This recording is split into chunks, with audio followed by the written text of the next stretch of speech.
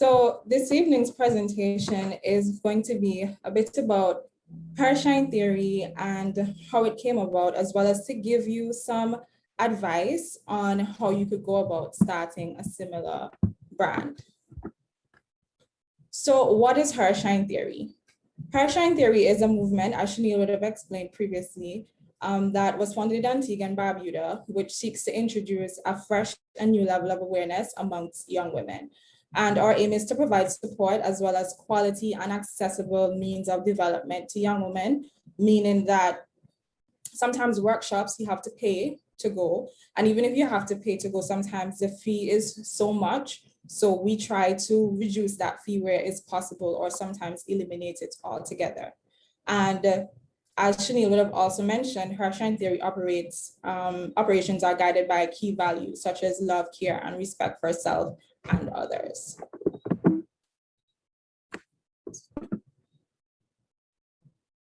Our mission includes to create a safe space for young women, as well as to redefine the idea of womanhood in Antigua and Barbuda and the wider Caribbean, and to empower young women to uniquely become the best version of themselves while showing love, respect, and support to other young women. We also want to support the optimal development of young women within our communities as it relates to their health, their education, and their personal development. And we also seek to highlight the work of outstanding young women in our communities, because we realize that sometimes it's like you have a lot of women who are doing a lot of hard work, but they might not be social media type of women, or they might not be interested in necessarily publicizing it, quote unquote, for the fame. And it's not that you're giving them that recognition for the fame, but it's just that somebody is doing something that is necessary. They're working really hard, and usually it includes a lot of sacrifices. And so we just want to take the opportunity to give them the respect that they're due and value their contributions. So how do you launch a similar initiative? Now, one of my personal quotes, my favorite quotes are, "In your quest to be great, let authenticity guide you."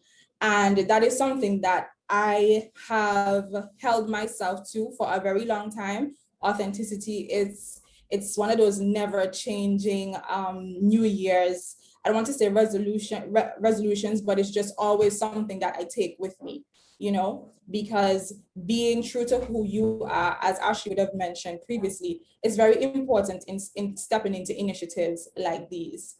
So the first thing you want to do is to tap into what you're truly passionate about.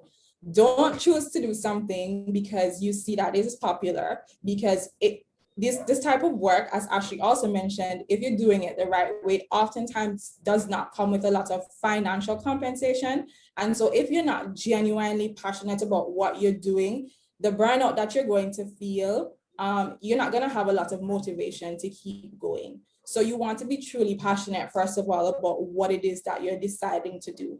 And you need to create a detailed plan of action about how you intend to share this with the world. So is it that what social media platforms are you going to use to share this with the world? Do you want to even produce something that is physical, like a book, or that type of thing? You need to plan out what it is that you want to do and how you want to share that. The next thing you want to do is, have you considered your brand name? So your brand name is very, very important. It's important in marketing the message that you want to share through this brand. It is important in having people identify you for who you are and what you stand for. So deciding on a name that really fits is very much important. And the next thing you want to do is, once you finalize your brand name, you want to legally secure it and begin to create an identity around the brand. Now, I would have found out all of these things firsthand, especially as it relates to the legal aspect of registering a business or a name, a nonprofit, so to speak. And I wish I had somebody to tell me this before I actually did it.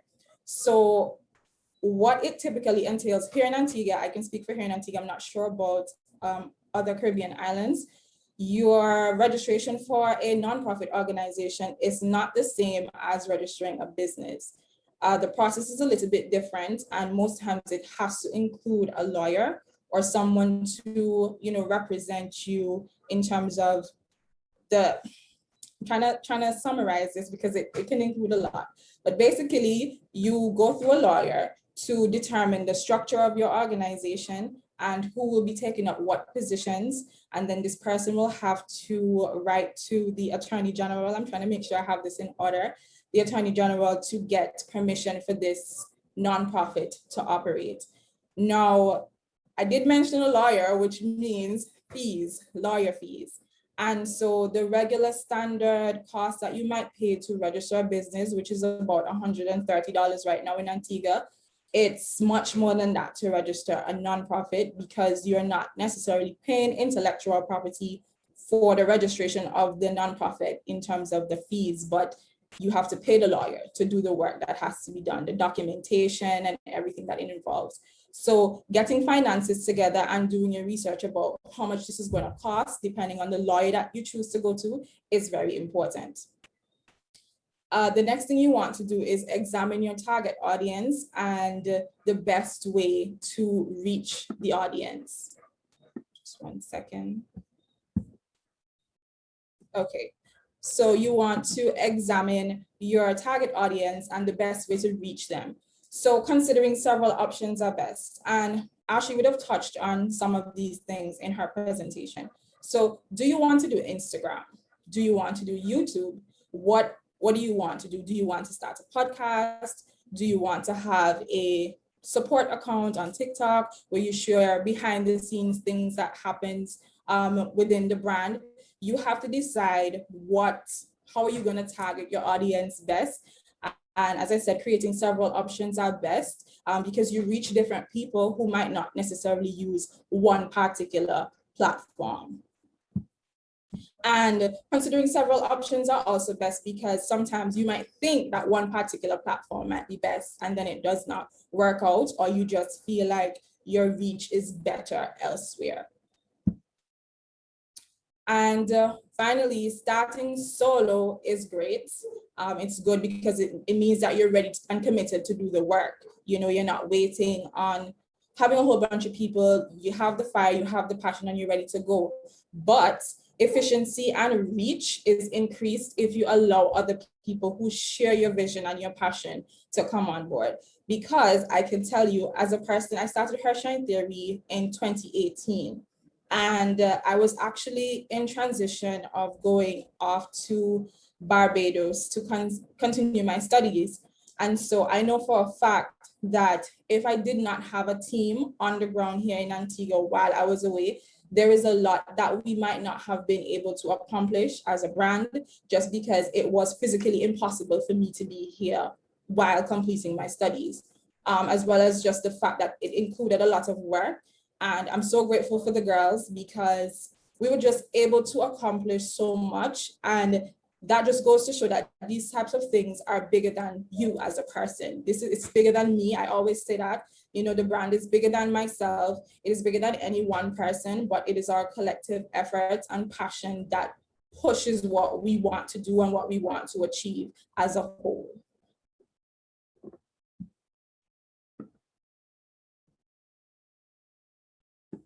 Okay, so just to get into discussing a little bit about how do you go about starting your activism journey. If you are a person who has been considering getting started, but you don't quite know how to step into it, there are a few useful things that you could, educate yourself about or just know before stepping into that.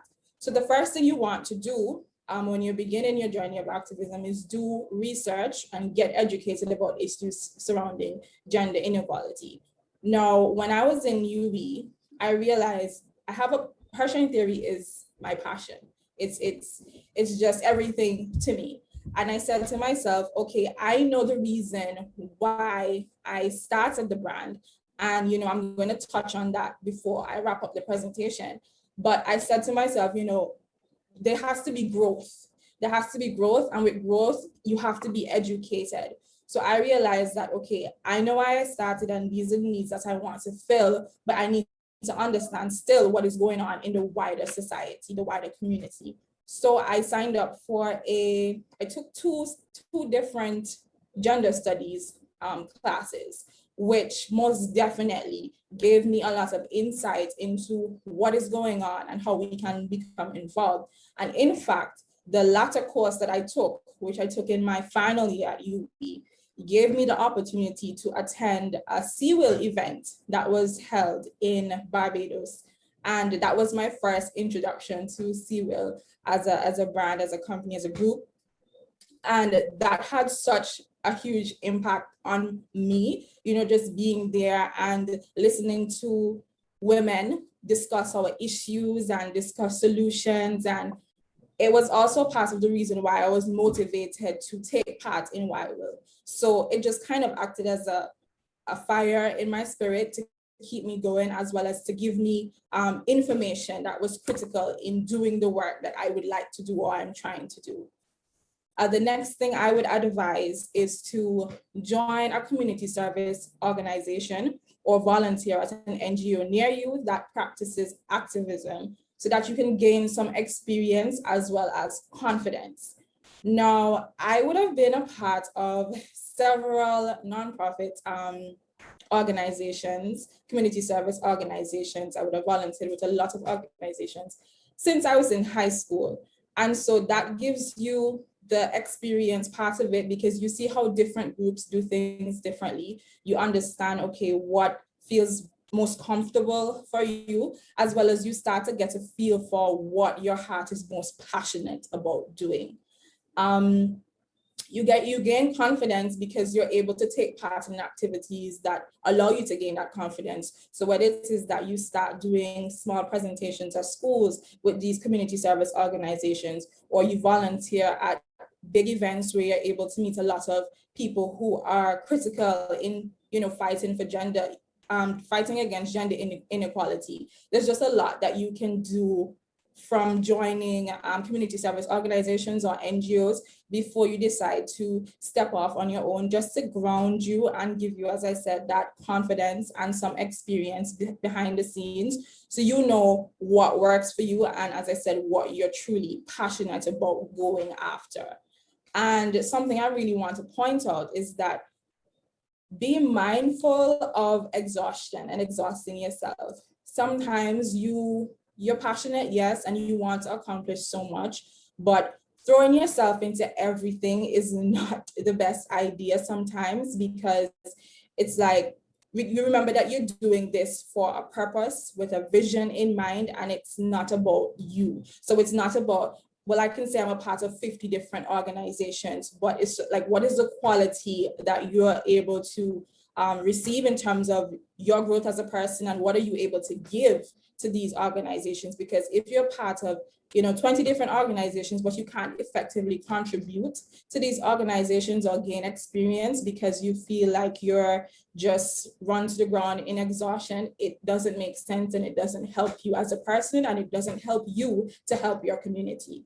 So join different groups, gain some experience, gain some knowledge, connect and network with people, and find out what it is that you're passionate about. And finally, just start. I like to tell people this, just start. Start with what you have, where you are. It does not have to be a grand gesture, a huge launch in order for it to be significant. I remember when Hershine Theory started, we didn't even have a logo.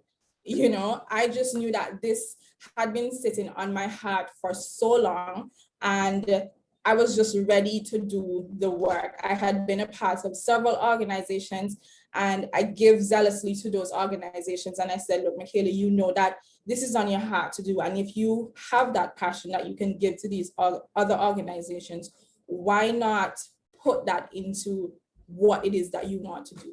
And so, as I said, when I started, we only had a team of about 4 or 5 people. Now we have a team of 16 ambassadors, one who is based in St. Lucia. We had an executive consultant at the time when I was in Barbados, who acted as sort of the person who ran things and my direct liaison while I was not in Antigua. But we started with a very, very small group. As I said, we didn't even have a logo, but we had our objectives. We knew what we wanted to accomplish, and we just started building from there. So this is just a look back at Hershine Theory's first major event, which took place in 2019, the summer of 2019, and it was titled Rooted I Rise. And it was a girls' summer club. And basically, we decided that we're gonna do what we can with what we have.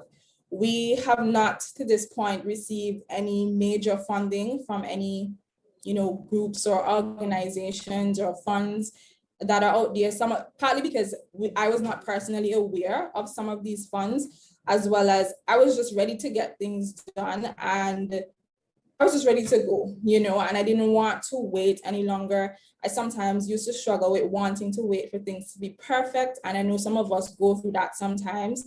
When you want to put something out there, especially something that means something to you, you want it to be perfect and you want every detail to be in place before the world sees it. And sometimes you just have to start. You just have to get the ball going and just build from there. So these are just a few snippets from the summer club. And basically what we had them do is engage in conversations with women in Antigua and Barbuda who we feel like they could relate to and could give them some sound advice about things they were going through in their lives with their parents, their peers, etc. We also did confidence building sessions with them. We got them active because your health, self-care is very, very important. It's important to the brand, it's important to me as a person. And so engaging them in self-care was also important. So we took them outside and got them active and things like that.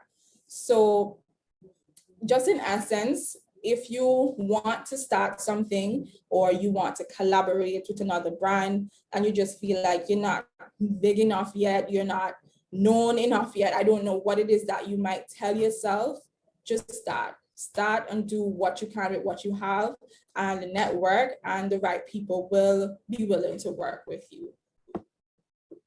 So I believe I am getting towards my last page. And before I get there, I just want to touch a little bit about on what was the inspiration behind the brand. Now, when I went to Antigua Girls High School, which is an all-girls school, it is very easy to kind of lose yourself. You either lose yourself or find yourself, and it just depends on your mindset and perspective. And so, for me, I was just trying to figure out, well, who am I? And how am I special? How am I different? I go to a school where we have so many talented people, and it's just like, how do I bring my best self forward? And so Hershine Theory was supposed to be a self-help thing that I was going to start for myself. It was going to be, a YouTube channel where I documented my journey on finding myself and my growth and sharing that with other young women who I felt like would be able to relate to what I was going through. And I said, why not do the groundwork here in Antigua? Instead of trying to reach people all over the world first, how about starting the work right here in Antigua where I know there are other people who can relate? I also don't have any sisters, I have all brothers. And so the sisterhood that I find in my friends is very, very important to me.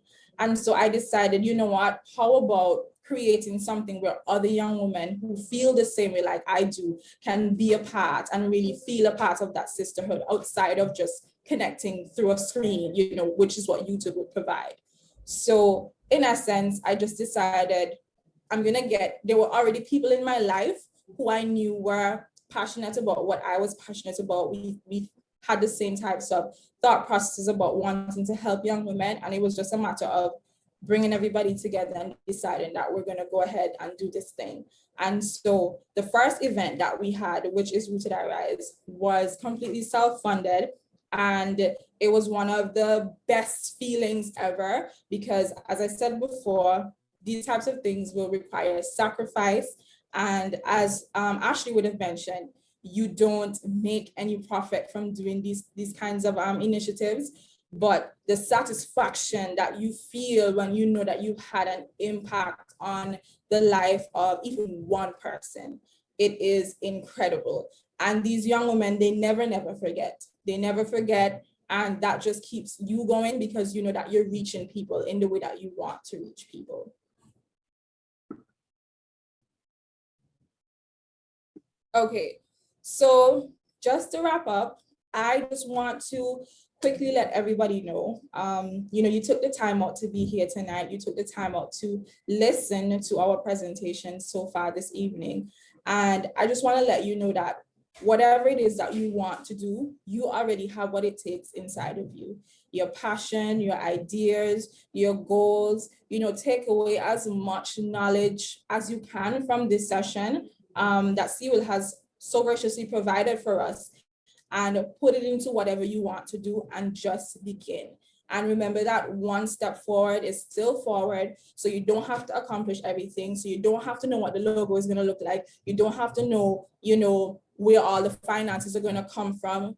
If you just start with one goal and you take it step by step and you add something to that every time you've mastered the thing before, then you will see progress. And networking is very important. So network with other women who are as passionate or as interested in what it is that you have to offer the world, and just let it grow and let it flourish.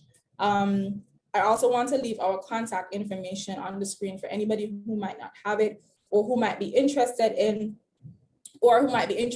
reaching out to us to partner or to ask questions, or you might just want to ask me more about starting an initiative that you want to do, or anything of the sort. Please feel free to do so. Our social media handles are Hershine Theory across the board. That is on Instagram, Facebook, and Twitter. Thank you so much for listening to my presentation, and I look forward to any questions that you might have towards the end.